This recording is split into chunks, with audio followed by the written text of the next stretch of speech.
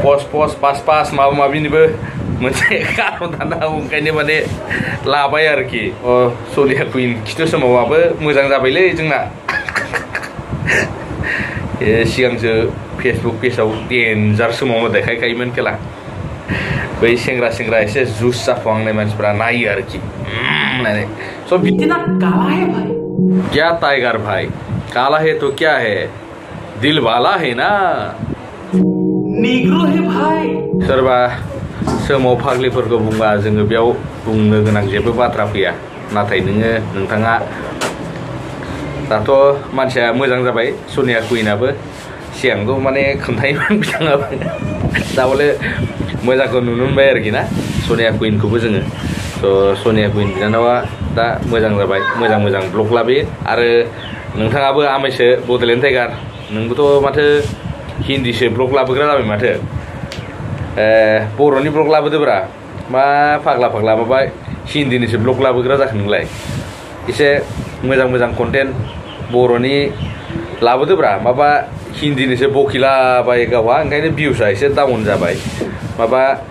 नै बिदि बखिलाबायनायखौलाय सोर बुजिनो बर'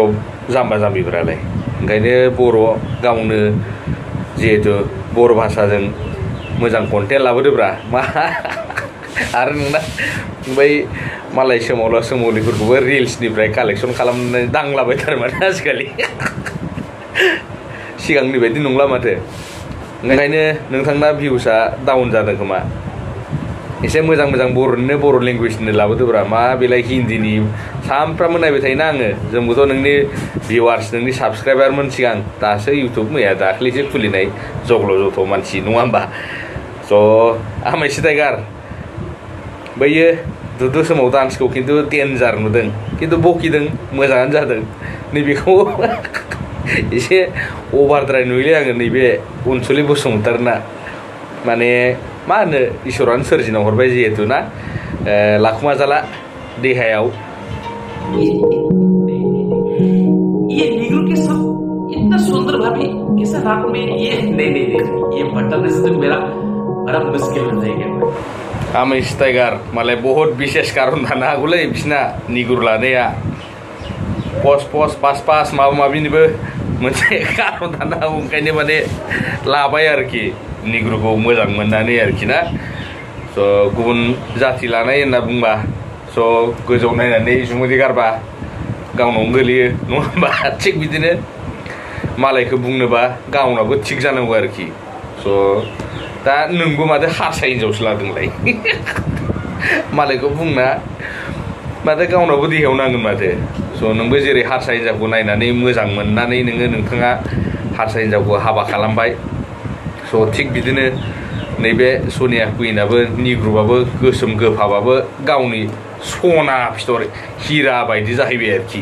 स' गारनो हाला दा सनिया कुइना आरो गारनो हाला माने दाथ' हाबा जानानै गथ' गथाय जाबाय फिसाजोआनो सासे देरबाय ब्लग बानायलायनो हाबाय भिडिअ बानायलायनो हाबाय इडिटिं खालामनो हाबाय मेकआप खालामनो हाबाय दा जिहेतु जुलि जाबाय जेला दा निग्रुबाबो गावनिनो सना गोसोम गोफाबाबो गावनिनो हौवा नङा होमबा दालाय आरो माथो जाबावनो बेफोरखौ बुंनानैलाय नोंबो जेरै हारसा हिनजाव लाना रायजो जाबाय बेबो निग्रुखौ लानानैनो रायजो जाबाय आरोखि स' बिदिनो सिरि थालायदो आरोखि आरो नोंनि कन्टेन्टखौ जोङो सिगांनिफ्रायनो साबसक्राइबारमोन दै टाइगार आमाय स' बर'आव बानायनो बिराद रिकुवेस्ट खालामदों आं नोंथांखौ आरो दा आरो नोङो जों बायदिबो नङा जोंनिबो बांसिन फ्रियाव थानो हाग्रा मानसि जिहेतु एसे मोजां गवाफोराव थांना दिल्लीयावथ' थांखांबाय नोङो दिल्लीनि जेबो देखायासै माथो एयारपर्टल'सो देखायबाय नोङो ताजमहलफोरखौबो मोजां देखायासै नोङो ओंखायनो एसे गोजानाव थांना देखायदोब्रा जोंथ' नोंनि भिउवार्सखा गोदोनिफ्रायनो ओंखायनो हाम्बल रिकुवेस्ट गुरै खावलायदों आरोखि स' नोंथाङा मोजां जायगा देखायदो जोंथ' नायनो रेडिखा नङा होमबा स' सनिया कुइन खिथु समावआबो मोजां जाबायलै जोंना सिगांसो फेसबुक पेजाव डेन्जार समावनो देखायखायोमोन खेला सोरबा सेंग्राफोरा वाव होननानै माबा माबि गिदिरमोन ना ओंखायनो माने थाफ्ले डेन्जार समावनो देखायोमोन दा बिनानावाबो एक्जेक्ट लादों बाला बेना सनिया कुइनाबो एक्जेक्ट सोनिया कुइनजोंनो सेम रिल्स बानायोबाला अबा बे खाथेलायनायसो बानायलायबावलै माबा गामसा खाथेनायसो बानायो इयो दाना गामसा खाथेलायना रिल्स बानायो आरोखि डेन्जार थ' नायनो मोजांबो नुयो जिहेतु सिख्लाफोरा जेनेबा सेंग्राफोरा मोजां मोनो आरोना नायनो जोंथ' बोराय मानसिफ्रा माथो नायनो जोंथ' नाया जेनेबा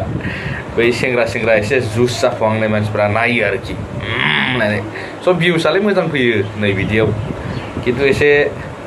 सनमान गोनां मानसिफ्रा बानायबा एसे उसुबिदा जायो आरोखि स' बिनि बिनानावखौबो बुंगोन आङो एसे मोजां रिल्स बानाय आमेश टाइगार नोंबो बैनि बिसेस कारनखौ लानानै मोनसे भिडिअ बानायदो बाराब्ला सनिया कुइननि बिनानावाबो एसे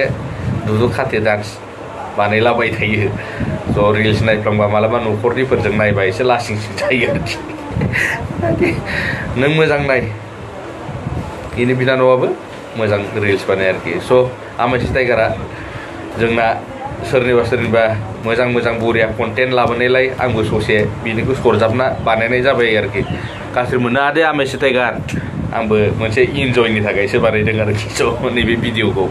स' गाज्रि मोना आमेश टाइगार स' मालाबा लोगो मोनबा आङो नोंथांनो आइसक्रिम जाहोगोन मिथिबायना स' नङाबा मेंग' जुइस लोंहोगोन जोंथ' जुइस आरो फिथाइ सामथाइ जायो आरोखि न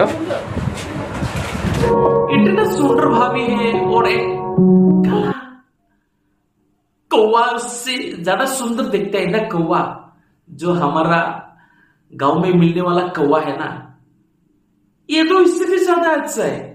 कैसा उसके साथ रात में सोता है रे भाई भाभी क्या कर दिया आजकल के जमाना क्या हो गया भाई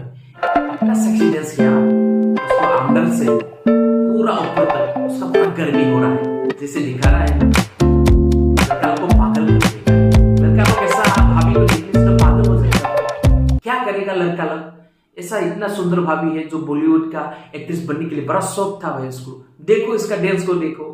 कैसा नाच रहा है कितनी अंदर से गर्मी हो रही है उसको कौन उसको ठंडा करेगा ठंडा करने के लिए कोई है कोई इसको ठंडा करने के लिए नाचो नाचो खूब बढ़िया हुआ है तरह से इतना अच्छा हुआ ना बॉलीवुड का एक्ट्रेस का बराबर होता है ना अच्छा लगा नाचो ऐसा ही नाचते हो और लड़का लोगों को पागल कर दो भाई